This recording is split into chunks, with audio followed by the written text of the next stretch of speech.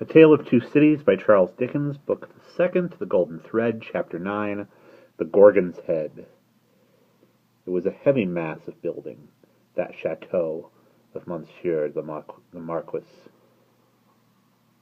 with a large stone courtyard before it, and two stone sweeps of staircase meeting in a stone terrace before the principal door, a stony business altogether, with heavy stone balustrades, and stone urns, and stone flowers, and stone faces of men, and stone heads of lions in all directions, as if the Gorgon's head had surveyed it when it was finished 2 centuries ago. Up the broad flight of shallow steps, Monsieur the Marquis Flambeau went from his carriage sufficiently disturbing the darkness to elicit loud remonstrance from an owl in the roof of the great pile of stable building away among the trees. All else was so quiet that the flambeau carried up the steps, and the other flambeau held at the great door, burnt as they were in a close room of state. Instead of being in the open night air, other sound than the owl's voice there was none, save the falling of a fountain into its stone basin, for it was one of those dark nights that hold their breath by the hour together, and then heave a long, low sigh and hold their breath again. The great door clanged behind him, and Monsieur the Marquis crossed a hall, grim with certain old boar spears, swords and knives of the chase, grimmer with certain heavy riding rods and riding whips, of which many a peasant gone to his benefactor death had felt the weight when his lord was angry. Avoiding the larger rooms, which were dark and made fast for the night, Monsieur the Marquis, with his flambeau bearer going on before, went up the staircase to a door in a corridor. This, thrown open, admitted him to his own private apartment of 3 rooms, his bedchamber and 2 others, high vaulted rooms with cool uncarpeted floors, great dogs upon the hearths for the burning of wood in winter time, and all luxuries befitting the state of a marquis in a luxurious age and country, the fashion of the last Louis but one, of the line that was never to break. The 14th Louis was conspicuous in their rich furniture, but it was diversified by many objects that were illustrations of old pages in the history of France. A supper table was laid for 2 in the third of the rooms, a round room in which one of the chateau's 4 extinguisher-topped towers, a small lofty room with its window wide open and the wooden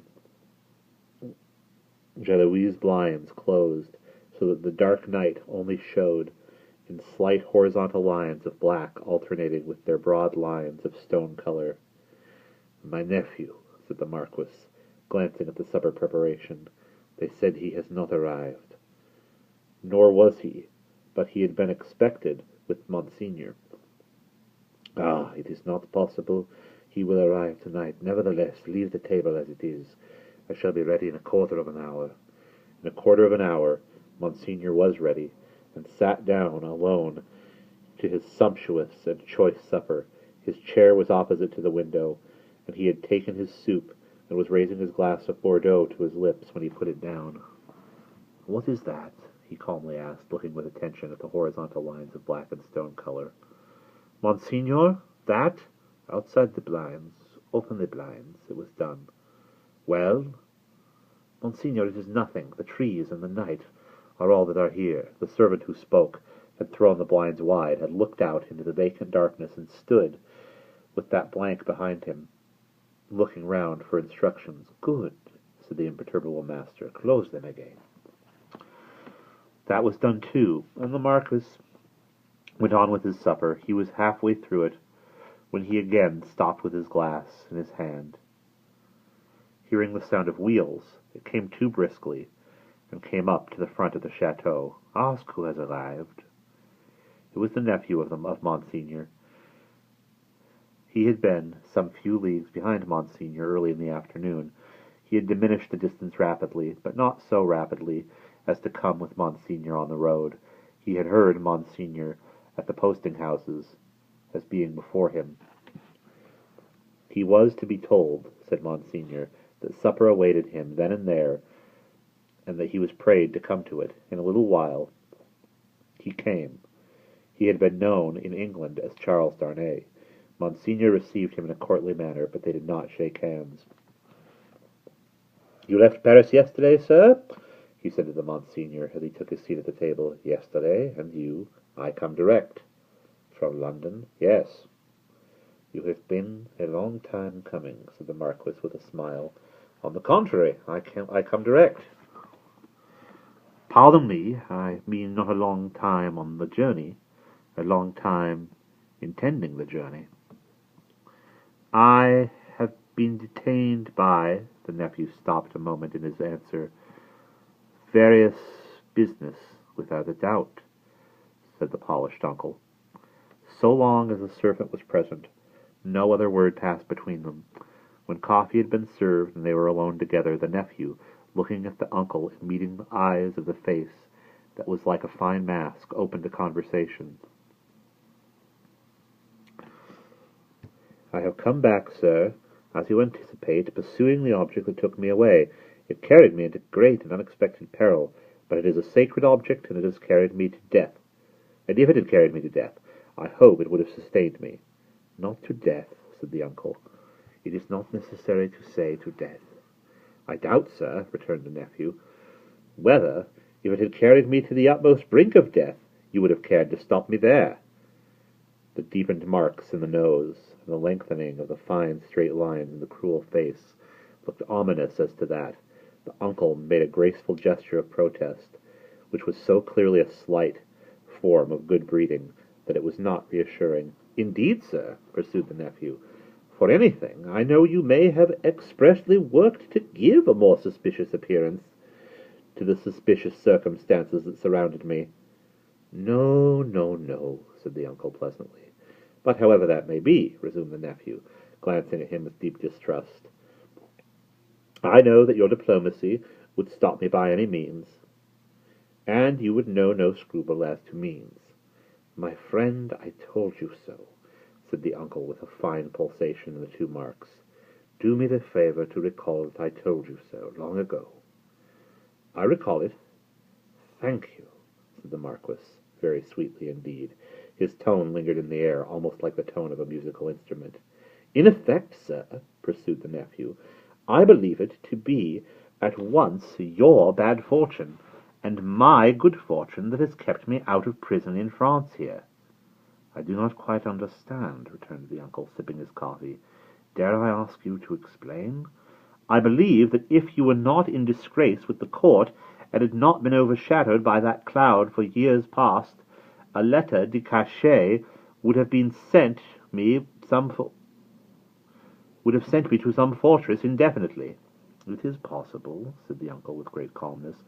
"For the honor of the family, I could even resolve to incommode you to that extent. Pray excuse me." "I perceive that, happily for me, the reception of the day before yesterday was, as usual, a cold one," observed the nephew. "I would not say happily, my friend," returned the uncle with refined politeness. "I would not be sure of that. A good opportunity for consideration, surrounded by the advantages of solitude, might influence your destiny to far greater advantage than you influence it for yourself. But it is useless to discuss the question. I am, as you say, at a disadvantage. These little instruments of correction, these gentle aids to the power and honor of families, these slight favors that might so incommode you, are only to be obtained now by interest and importunity. They are sought by so many, and they are granted comparatively to so few. It used not to be so, but France, in all such things, is changed for the worse. Our not remote ancestors held the right of life and death over the surrounding vulgar.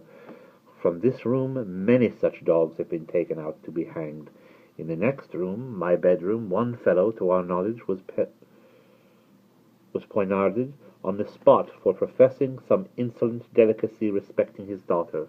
His daughter! We have lost many privileges, and new philosophy has become the mode, and the assertion of our station in these days might I do not go so far as to say would, but might, cause us real inconvenience. All very bad, very bad. The Marquis took a gentle little pinch of snuff, and shook his head as elegantly despondent as he could becomingly be of a country still containing himself, that great means of recognition. We have so asserted our station, both in the old times and in the modern time. Oh, this is the nephew talking. We have so asserted our station, both in the old times and in the modern times also, said the nephew gloomily, that I believe our name to be more detested than any other name in France. Let us hope so, said the uncle. Detestation of the high is the involuntary homage of the low. There is not, pursued the nephew in his former tone, a face I can look at in all this country round about us which looks at me with any difference on it but the dark difference of fear and slavery. A compliment, said the Marquis, to the grandeur of the family, merited by the manner in which the family has sustained its grandeur. Ha! And he took another gentle little pinch of snuff and lightly crossed his legs. But when his nephew, leaning an elbow on the table, covered his eyes thoughtfully and dejectedly with his hand, the fine mask looked at him sideways, with stronger concentration of keenness, closeness, and dislike than was